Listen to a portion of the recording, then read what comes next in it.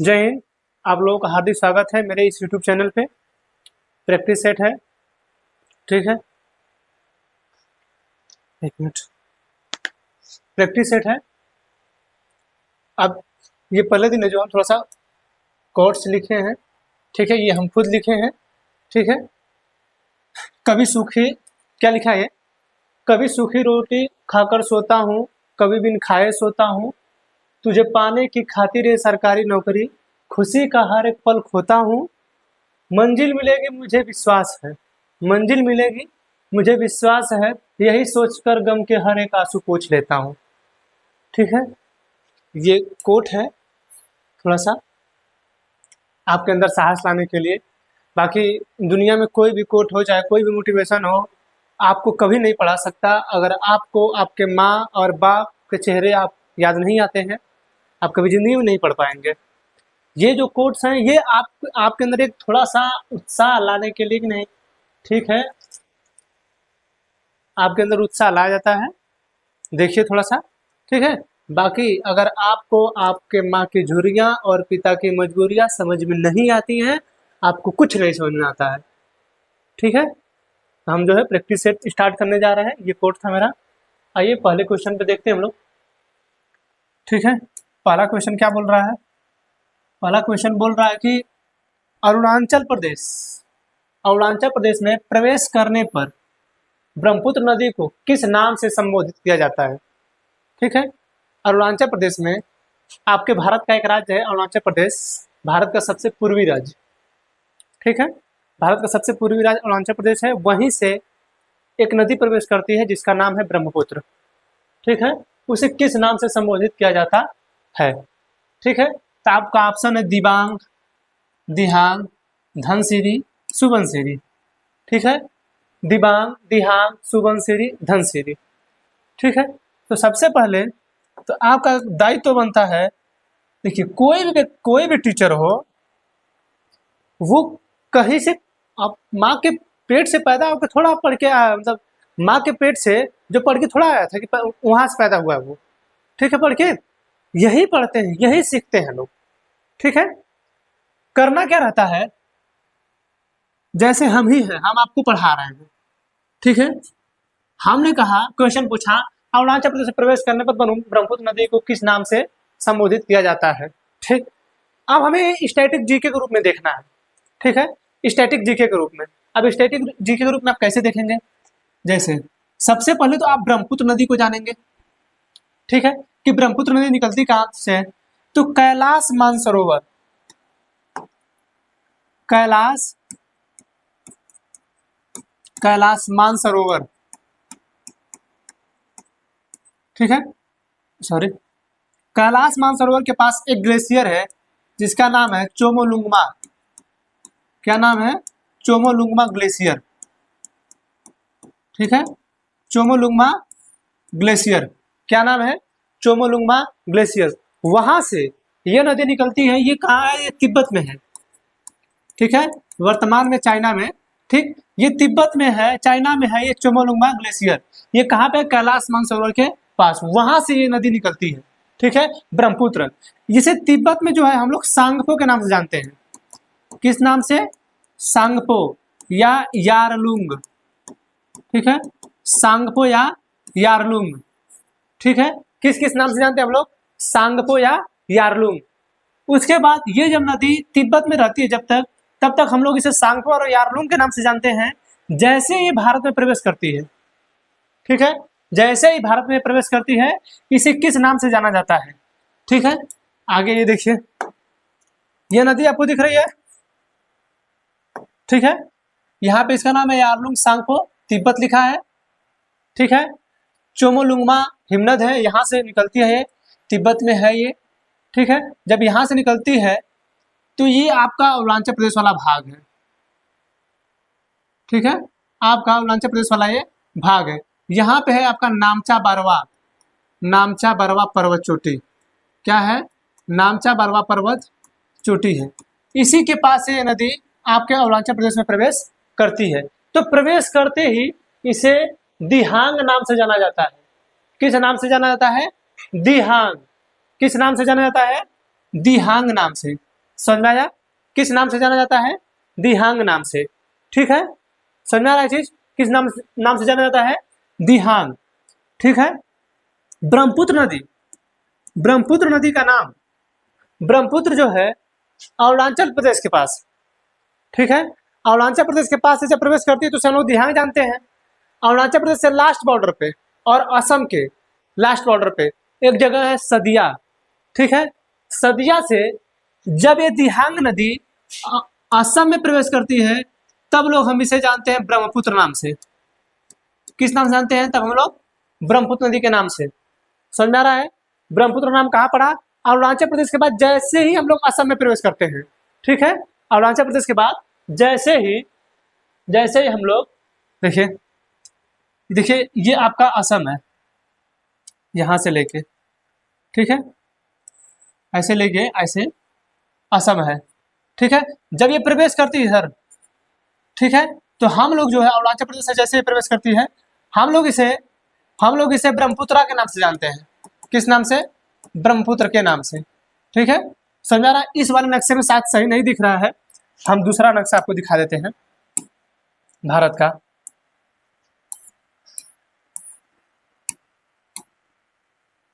ठीक है, ये भारत का नक्शा है।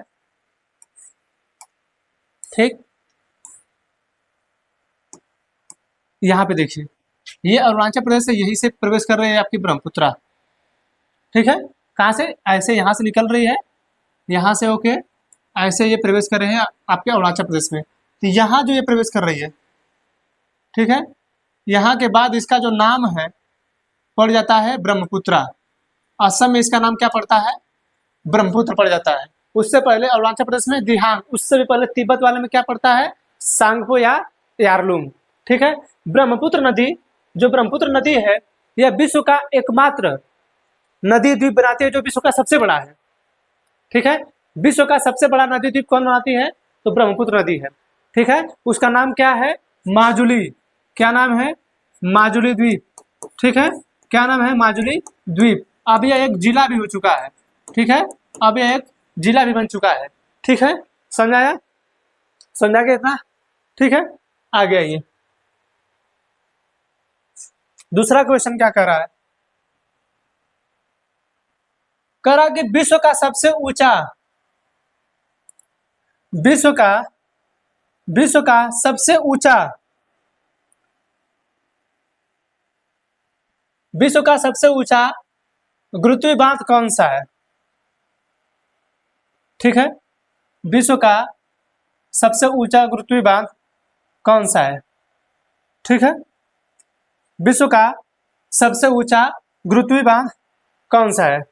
ठीक है, देखिए ये जो आप बांध देख रहे हैं, इन बांधों को पंडित जवाहरलाल नेहरू ने, पीटी नेहरू ने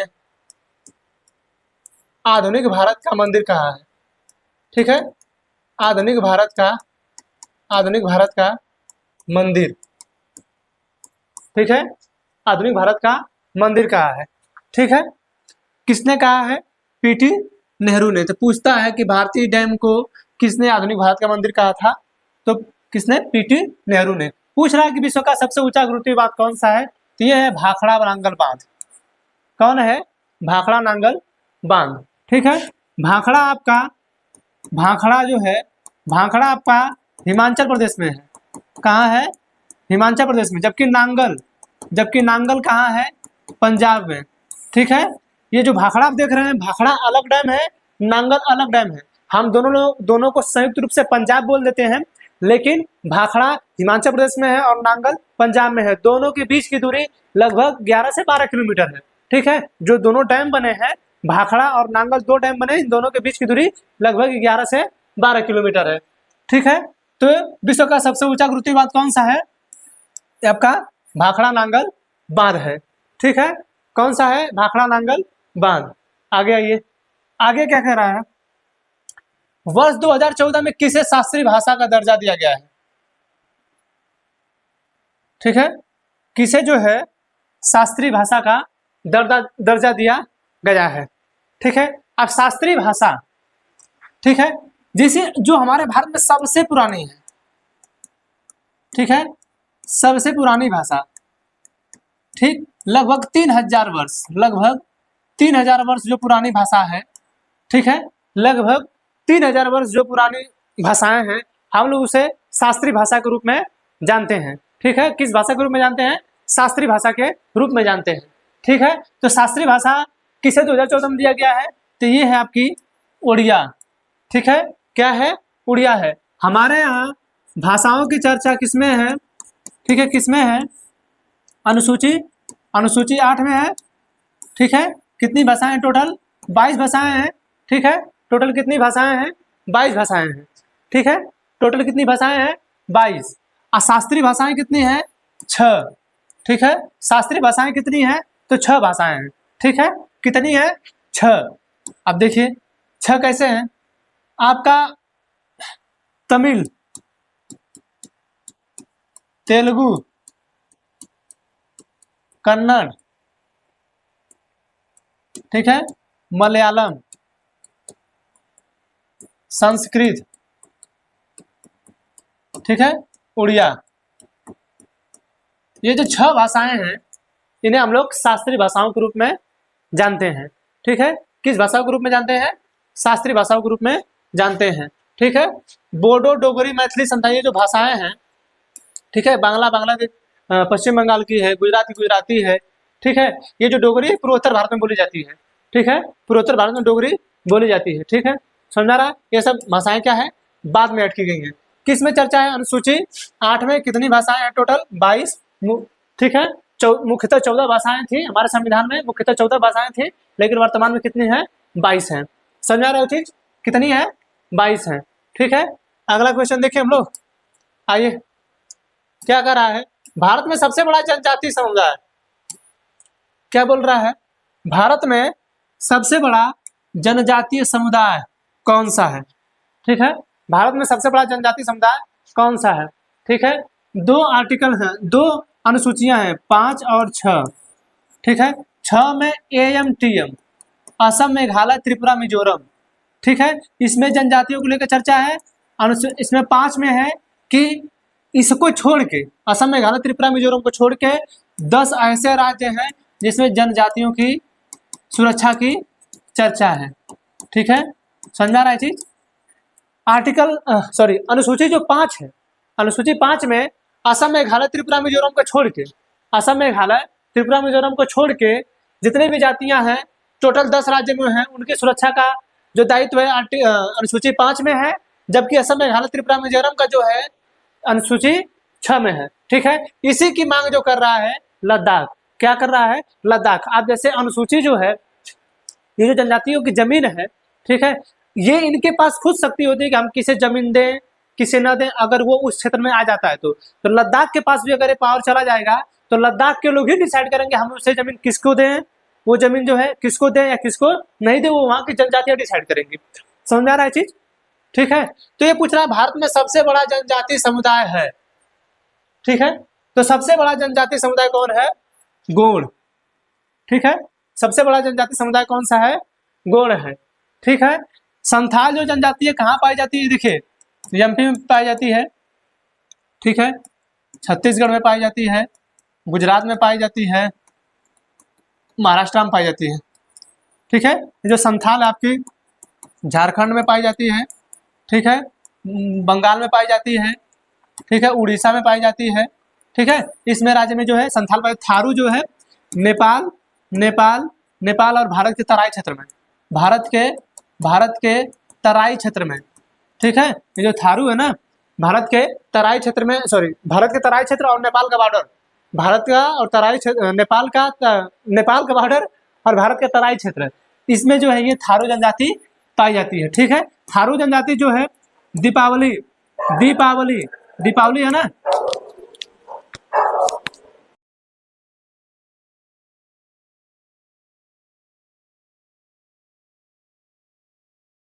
दीपावली को जो है शोक के रूप में मनाते हैं। किसके? शोक के रूप में। ठीक है, शोक के रूप में दीपावली को क्या होता है? मनाया जाता है। ठीक है, किसके द्वारा? थारू जनजाति द्वारा। ठीक है, किसके द्वारा? थारू जनजाति द्वारा। आगे आइए, अगला क्वेश्चन देखते हैं। क्या करा? पृथ्वी के सबसे निकट स्थित कौन सा तारा है? पृथ्वी के सबसे निकट कौन सा तारा स्थित है? ठीक है, ध्यान दीजिए, पूछ क्या रहा है आपसे, पूछ रहा है कि पृथ्वी के सबसे निकट कौन सा तारा है। ठीक है, तो हमारे सबसे निकट तारा जो है सूर्य है। कौन सा है? सूर्य है। ठीक है, हमारे सबसे निकट तारा कौन है? सूर्य है। ठीक है, इसके बाद प्रोक्सिमा सेंचुरी, दूसरा जो है प्रोक्सिमा सेंचुरी है। ठीक है, प्रोक्सिमा क्या है? सेंचुरी है। पहला जो हमारे नजदीक कौन है? तारा सूर्य है। दूसरा कौन है? Proxima Centauri. एक तो और तारा है अल्फा सेंचुरी। ठीक है, अल्फा सेंचुरी। ठीक है, इसे हम लोग अल्फा सेंचुरी ए और अल्फा सेंचुरी बी के भी नाम से जानते हैं। लेकिन हमारे सबसे जो नजदीक तारा है कौन सा है? सूर्य है। उसके बाद कौन सा है? प्रोक्सिमा सेंचुरी है। ठीक है, और तारा कहते किसे हैं? तारा कहते किसे हैं? जिसके पास खुद का प्रकाश हो। ठीक है, जिसके पास खुद का क्या हो? प्रकाश हो। ठीक है, वो क्या कहलाता है? तारा। ठीक है, प्रकाश हो। ठीक, वो क्या है? तारा है। ठीक है, जैसे अब पृथ्वी है, एक ग्रह है, चंद्रमा है, एक उपग्रह है, जिनके पास खुद का प्रकाश नहीं है।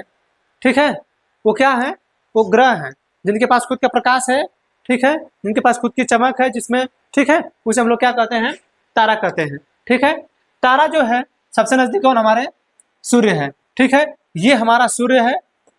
ठीक है, हमारे ग्रह यहाँ से बुध, शुक्र, पृथ्वी, मंगल, बृहस्पति, शनि, अरुण, वरुण।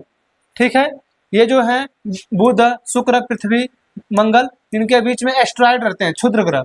ठीक है, इनके बीच में क्या रहते हैं? क्षुद्र ग्रह रहते हैं। ठीक है, इनको कहते हैं इनर प्लेनेट, इनको कहते हैं आउटर प्लेनेट। ठीक है, इसको कहते हैं इनर प्लेनेट, क्षुद्र ग्रह से इस साइड और क्षुद्र ग्रह से उस साइड क्या क्या बोलते हैं?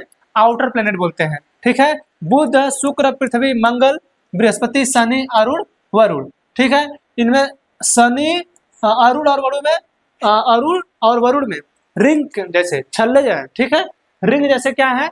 छल्ले हैं। ठीक है, बृहस्पति जो है सभी ग्रहों में सबसे बड़ा ग्रह है। ठीक है, आकार जो है बृहस्पति ग्रह का सबसे बड़ा है। ठीक है, बुध जो है सबसे क्या है? नजदीक है। बुध क्या है? सबसे नजदीक है किसके? सूर्य के। ठीक है, बुध जो है सूर्य के सबसे नजदीक है। ये जो शुक्र है, शुक्र, ठीक है, शुक्र को पृथ्वी की बहन भी कहा जाता है, सांझ का तारा भी कहा जाता है, भोर का तारा भी कहा जाता है, चमकता हुआ तारा कहा जाता है। ठीक है, क्या कहते हैं? सांझ का तारा, भोर का तारा, चमकता तारा। ठीक है, ये इसे कहते हैं, किसको? शुक्र को। ठीक, समझाया? अगला क्वेश्चन देखिए, अगला कह रहा है भारत और म्यांमार के बीच, भारत और म्यांमार के बीच सीमा निर्धारित करने वाली पर्वत श्रेणियां।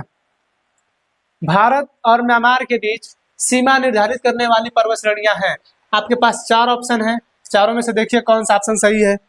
ठीक है, भारत और म्यांमार के बीच सीमा निर्धारित करने वाली पर्वत श्रेणियां, भारत और म्यांमार के बीच सीमा निर्धारित करने वाली पर्वत श्रेणियां।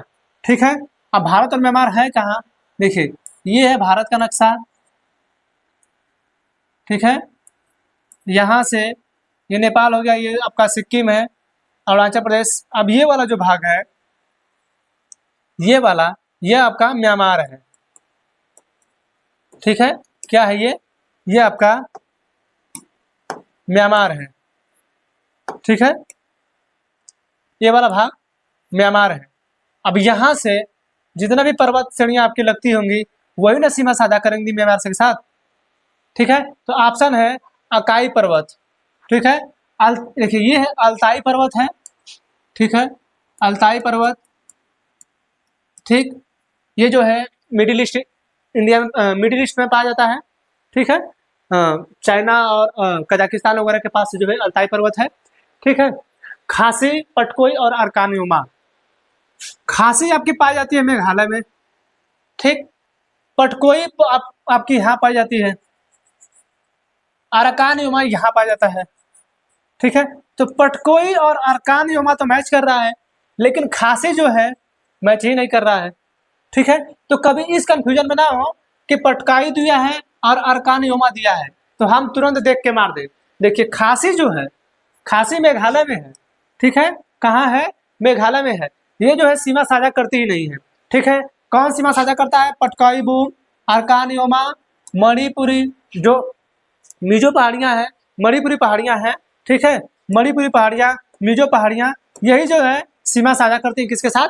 म्यांमार के साथ, ठीक है। किसके साथ सीमा साझा करती हैं? म्यांमार के साथ। म्यांमार की राजधानी कहाँ है? वर्मा है। वहां पे वर्तमान समय में सैनिक शासन है, ठीक है। समझा ना कि नहीं? ठीक। तो भारत और म्यांमार के बीच सीमा निर्धारित करने वाली पर्वत श्रेणियां कौन सी है? तो इनमें से कोई नहीं, उक्त में से कोई नहीं। ग्रेट डिवाइडिंग रेंज, ठीक है, विश्व की सबसे लंबी पर्वत श्रेणी कहाँ है? दक्षिण अमेरिका में है, ठीक है, दक्षिण अमेरिका में है। विश्व की सबसे लंबी पर्वत श्रेणी कहाँ है? दक्षिण अमेरिका में, जिसका नाम क्या है? Great dividing range. क्या है? ग्रेट डिवाइडिंग रेंज है, ठीक है। अगला क्वेश्चन देखिए, अगला क्या कह रहा है? अगला कह रहा है कि पनामा नहर, पनामा नहर किसे जोड़ती है? ठीक है, पनामा नहर किसे जोड़ती है? ठीक है, उत्तरी अमेरिका एवं दक्षिणी अमेरिका को, प्रशांत महासागर एवं अटलांटिक महासागर को, लाल सागर एवं भूमध्य सागर को, हिंद महासागर एवं प्रशांत महासागर को, ठीक है। पनामा नहर किसको किसको जोड़ती है? ठीक है, पनामा नहर किसको किसको जोड़ती है?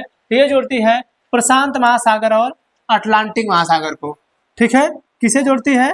प्रशांत महासागर और अटलांटिक महासागर को, ठीक है। कैसे? देख लीजिए,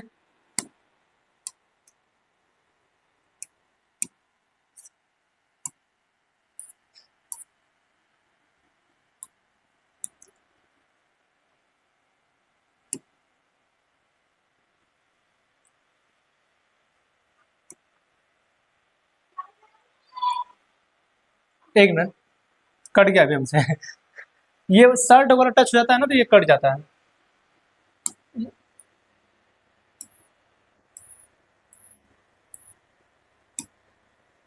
देखिए, ये जो है आपका पूछ रहा है पनामा नहर किसे किसे जोड़ती है, ठीक है।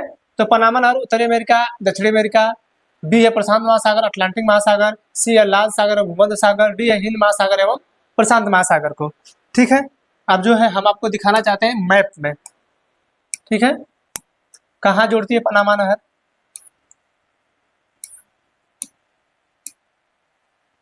देखिए,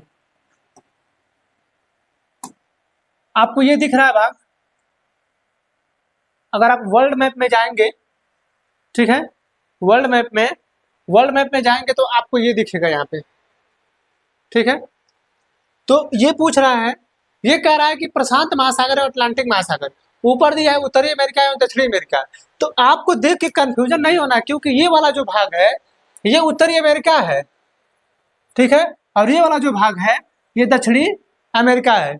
क्या है? ये वाला भाग जो है उत्तरी अमेरिका है, ये वाला जो भाग है दक्षिणी अमेरिका है, ठीक है। अब यहाँ पे जो है ये पनामा जो है, पनामा के बीचों बीच लगभग बीचों बीच से नहर जाती है, ठीक है। तो ये उत्तरी अमेरिका और दक्षिणी अमेरिका को कभी नहीं जोड़ती है, ये दो महासागरों को जोड़ती है। अटलांटिक महासागर ये वाला देखिए, नॉर्थ अटलांटिक दिया है, साउथ अटलांटिक दिया है, ठीक है। तो अटलांटिक महासागर को जोड़ती है और प्रशांत महासागर को जोड़ती है। किसको किसको?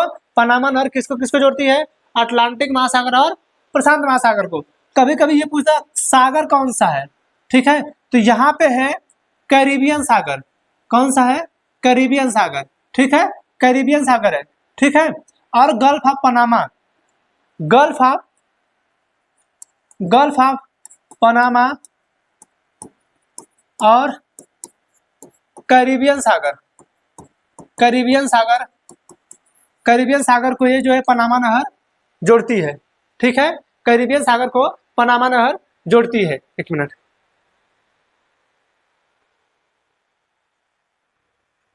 किसे किसे जोड़ती है? कैरिबियन सागर और पनामा, ठीक है, किसे किसे जोड़ती है? कैरिबियन सागर और पनामा की खाड़ी को, ठीक है। कभी आपसे ये भी पूछ सकता है पनामा नहर किसको किसको जोड़ती है। एक होता है पनामा पेपर लीक, ठीक है, जिसमें हमारे देश के महान अभिनेता अमिताभ बच्चन वगैरह का भी नाम उसमें आया था, पनामा पेपर लीक में, ठीक है। समझ आया? पनामा नहर किसको जोड़ती है? तो प्रशांत महासागर एवं अटलांटिक महासागर को। आप ये उत्तरी अमेरिका और दक्षिणी अमेरिका देख के मत मार दीजिएगा, ठीक है। लाल सागर एवं भूमध्य सागर को ये अलग अभी आगे हम पढ़ाएंगे, हिंद महासागर एवं प्रशांत महासागर को, ठीक है। ये सब अलग अलग सागर हैं। अगला क्वेश्चन देखिए, अगला क्या करा कि हिंद महासागर और लाल महासागर को कौन सी जल संधि जोड़ती है, ठीक है। थोड़ा सा गर्दन में मेरे दर्द है, लेकिन भाई पढ़ाना है, जरूरी है ना।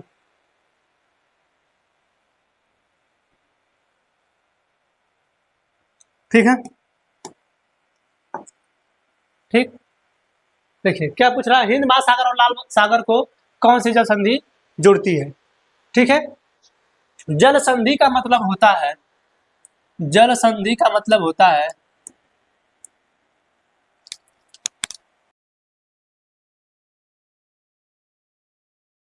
जल संधि का मतलब होता है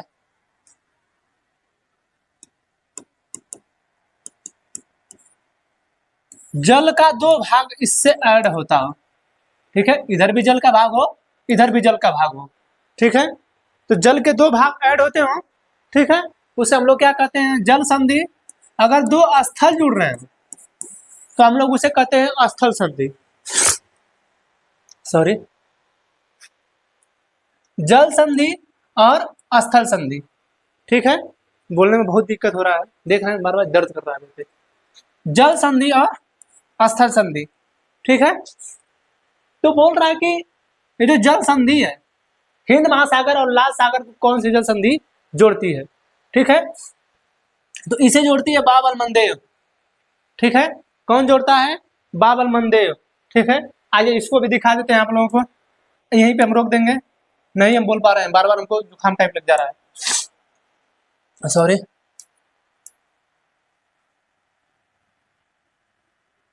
कौन सा नक्शा, यही ले लेते हैं, लेकिन इसमें है नहीं ये।